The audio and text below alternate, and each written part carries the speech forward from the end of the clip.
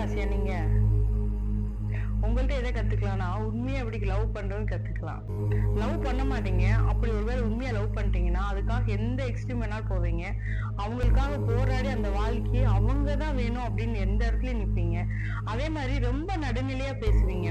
ஒருத்தர் அட்வைஸ் கேட்காம அந்த இடத்துல போய் அட்வைஸ் கொடுக்க மாட்டீங்க. நீங்களா இதுக்கு ஏதாவது சொல்லுங்க அப்படின்னு சொன்னா அதுக்கு சொல்வீங்க. அப்பயுமே நடுநிலையா பேசுங்க. தப்பு பண்ணவனுக்கு பாதி சப்போர்ட் பண்ணுங்க. ஏன் தெரியுமா? அவங்களும் ஹர்ட் ஆயிடக்கூடாது அப்படின்றதுக்காக சரி விடு, அதை நீ இப்ப பண்ணதும் தப்புதான், நீ அங்க வச்சிருந்ததும் தப்புதான் அப்படின்னு நடுநிலையா பேசுவீங்க. அந்த சண்டையே இல்லாம சுமூகமா முடிச்சுவீங்க.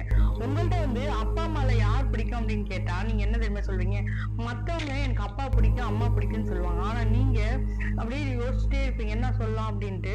ஒண்ணு அப்பா அம்மா பிடிக்கும்னு சொல்வீங்க, இல்லன்னா அமைதியா கூட இருந்துருவீங்க. ஏன்னா அதுலயும் உங்களுக்கு நடுநிலை தான். ரொம்ப பர்ஃபெக்ஷனா இருக்கும்னு நினைப்பீங்க. ஃபியூச்சரை பத்தி ரொம்ப திட்டம் போட்டு வச்சுப்பீங்க.